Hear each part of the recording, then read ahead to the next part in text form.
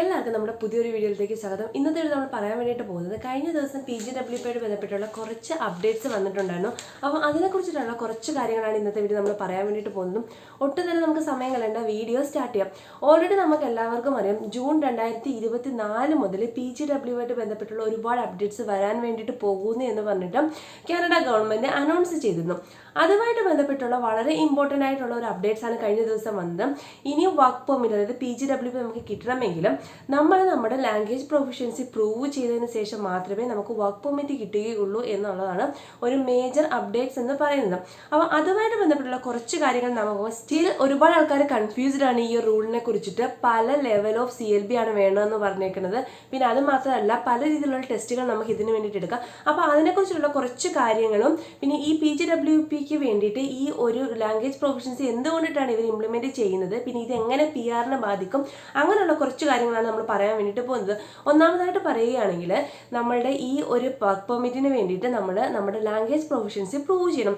ഇത് നിങ്ങൾക്ക് രണ്ട് രീതിയിൽ എടുക്കും. ഇപ്പം നവംബർ 1 2024 മുതലാണ് ഇത് പ്രാബല്യത്തിൽ വരാൻ വേണ്ടി പോകുന്നത്. ഇപ്പോൾ സ്റ്റിൽ നിങ്ങൾ സ്റ്റുഡൻ്റ് ആണ്, സ്റ്റഡി പെർമിറ്റ് ഹോൾഡേഴ്സ് ആണെങ്കിൽ നിങ്ങൾക്കും ഇത് ബാധകമാണ്, പുതുതായിട്ട് വരുന്ന ആൾക്കാർക്കും ബാധകമാണ്. അപ്പോൾ ഇതിനകത്ത് പറയുന്ന ഒരു കാര്യം എന്ന് പറഞ്ഞു കഴിഞ്ഞാൽ, ഇപ്പോൾ നിങ്ങൾ യൂണിവേഴ്സിറ്റി ഗ്രാജുവേറ്റ്സ് ആണെങ്കിൽ CLB 7 വേണം, കോളേജ് ഗ്രാജുവേറ്റ്സ് ആണെങ്കിൽ CLB 5 വേണം എന്നാണ് പറയുന്നത്. ഈ ഒരു CLB എന്ന് പറഞ്ഞു കഴിഞ്ഞാൽ CLB 1 to 12 ആയിട്ടാണ് കാൽക്കുലേറ്റ് ചെയ്യുന്നത്.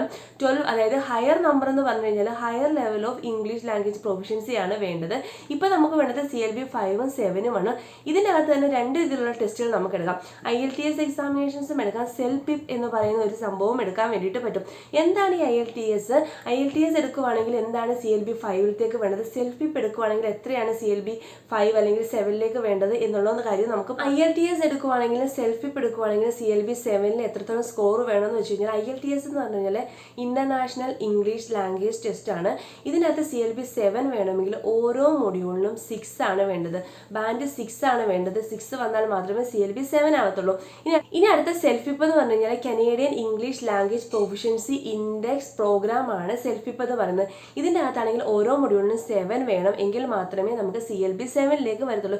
നിങ്ങൾക്ക് രണ്ട് രീതിയിലുള്ള എക്സാമിനേഷൻസ് എടുക്കാം. ഒന്നുകിൽ നിങ്ങൾക്ക് IELTS എടുക്കാം, IELTS എടുത്തിട്ട് പർട്ടിക്കുലർ സ്കോർ നിങ്ങൾ അച്ചീവ് ചെയ്താൽ മതി, അല്ലെങ്കിൽ നിങ്ങൾക്ക് സെൽഫ് എടുത്തിട്ട് അതിന് തക്കതായിട്ടുള്ള സ്കോർ അച്ചീവ് ചെയ്താൽ മതി. ഇനി CLB 5 ആണെങ്കിൽ IELTS എത്ര വേണം, സെൽഫ് എടുക്കുവാണെങ്കിൽ എത്ര വേണം എന്നുള്ളത് പറയാം. ഇനി അടുത്തത് CLB 5 ആണെങ്കിൽ IELTS എക്സാമിനേഷൻ്റെ കേസ് വരുവാണെങ്കിൽ 4 to 5 ബാൻഡ് വേണം റീഡിങ്ങിന്, പിന്നെ 5 ബാൻഡ് വേണം ഓരോ മൊഡ്യൂളിനും. സെൽഫ് വരുവാണെങ്കിൽ നമ്മൾ CLB 5 അച്ചീവ് ചെയ്യണമെങ്കിൽ ഓരോ ബാൻഡിനും നമുക്ക് 5 ആണ് വേണ്ടത്. അപ്പം ഈ രണ്ട് ടെസ്റ്റാണ് നോർമലി എടുക്കുന്നത് ഇംഗ്ലീഷ് ലാംഗ്വേജ് പ്രൊഫിഷ്യൻസി പ്രൂവ് ചെയ്യാൻ വേണ്ടിയിട്ട്. നിങ്ങളിപ്പോൾ വർക്ക് പെർമിറ്റിലേക്ക് കയറുന്ന ആളാണെങ്കിൽ ഇതിൽ ഏതെങ്കിലും ഒരു ടെസ്റ്റ് നിങ്ങൾ എഴുതിയത് ഈ ഒരു ബാൻഡ് അച്ചീവ് ചെയ്താൽ മതിയാവും. എന്തുകൊണ്ടിട്ടാണ് ഇങ്ങനെ ഒരു ലാംഗ്വേജ് പ്രൊഫിഷ്യൻസി ഈ ഒരു വർക്ക് പെർമിറ്റിലേക്ക് കയറുന്ന സമയത്ത് കമ്പൽസറി ആക്കിയെന്ന് വെച്ച് കഴിഞ്ഞാൽ, ഓൾറെഡി നമുക്കറിയാവുന്ന കേസാണ്. ഇവിടെ വന്നിട്ട് നിങ്ങൾ PR അപ്ലൈ ചെയ്യുകയാണെങ്കിൽ IELTS എന്തായാലും നമ്മൾ എഴുതണം. ജനറലാണ് നമ്മളിപ്പോൾ ഈ ഒരു കേസിൽ എഴുതേണ്ടത്, IELTS എക്സാമിനേഷൻസ് എഴുതണം. പക്ഷേ ഇവിടെ എന്ന് പറഞ്ഞു കഴിഞ്ഞാൽ ഒരുപാട് ആൾക്കാർ ഈ ഒരു ഫേക്ക് തരമൊക്കെ കാണിച്ചിട്ട് സ്റ്റഡി വിസ IELTS ക്വാളിഫൈ ചെയ്തു എന്നൊക്കെ കാണിച്ചിട്ട് സ്റ്റഡി പെർമിറ്റിൽ കയറി വരുന്നുണ്ട്. പക്ഷേ ഇനിയിപ്പോൾ വരാൻ പോകുന്ന ഒരുപാട് മാറ്റങ്ങൾ PGWP വരാൻ വേണ്ടിയിട്ട് കാത്തിരിപ്പുണ്ട്.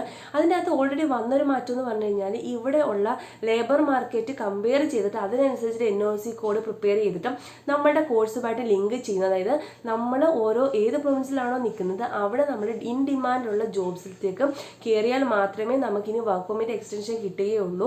ഇവർ ഈ ഒരു ഇംഗ്ലീഷ് ലാംഗ്വേജ് പ്രൊഫിഷ്യൻസി ഇപ്പോൾ കൊണ്ടുവന്നേക്കുന്നതെന്ന് പറഞ്ഞു കഴിഞ്ഞാൽ, ഇനി ഒരുപാട് പാത്വേസ് PR കൊടുക്കാൻ വേണ്ടി, അതായത് സ്കിൽഡ് കാറ്റഗറിയിൽ ഒരുപാട് പാത്വേസ് ഇൻട്രൊഡ്യൂസ് ചെയ്യാൻ വേണ്ടിയിട്ട് പോവുകയാണ്.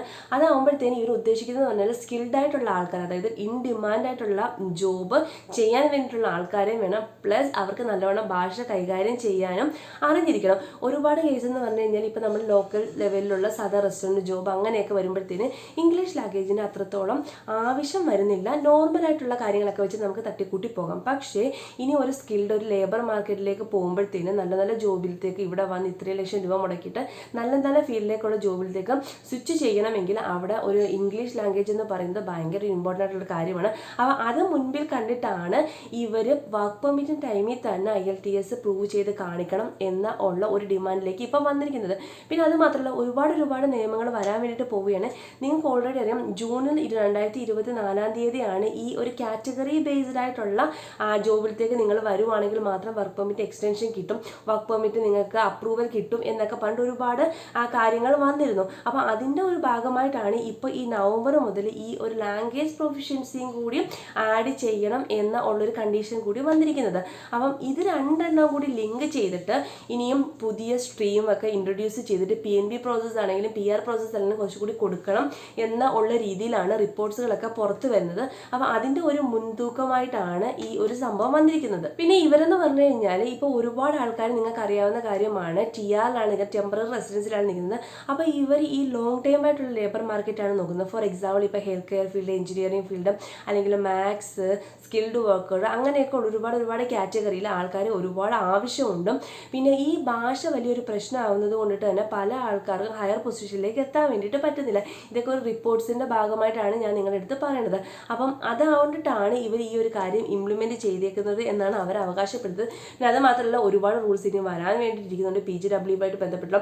ഇതാണ് ഇപ്പോൾ വന്നിരിക്കുന്നത് വെച്ചാൽ ഏറ്റവും വലിയൊരു അപ്ഡേറ്റ്സ് എന്ന് പറഞ്ഞു കഴിഞ്ഞാൽ. അപ്പോൾ എന്തായാലും നിങ്ങൾക്ക് ഈ ഒരു വീഡിയോ യൂസ്ഫുൾ ആയെന്ന് വിചാരിക്കുന്നു. നിങ്ങളിപ്പോൾ ഇവിടെയുള്ള ആൾക്കാരാണെങ്കിൽ IELTS അല്ലെങ്കിൽ സെൽഫ് ഒക്കെ നിങ്ങൾ അപ്ലൈ ചെയ്യുക. പിന്നെ അതിനുശേഷം വർക്ക് പെർമിറ്റിന് വേണ്ടിയിട്ടുള്ള കാര്യങ്ങളൊക്കെ ചെയ്തതിന് ശേഷം വർക്ക് പെർമിറ്റ് അപ്ലൈ ചെയ്യുക. ഇനി നിങ്ങൾക്ക് എന്തെങ്കിലും കാര്യങ്ങൾ അറിയണം, പറയണം, കേൾക്കണം എന്നുണ്ടെങ്കിൽ താഴെ നിങ്ങൾക്ക് മെൻഷൻ ചെയ്യാവുന്നതാണ്. അറിയാവുന്ന കാര്യങ്ങളാണെങ്കിൽ ഷെയർ ചെയ്യും. ഇനി നമുക്ക് പുതിയൊരു വീഡിയോയിൽ പുതിയൊരു ടോപ്പിൽ കാണാം. അതുവരെ ബൈ.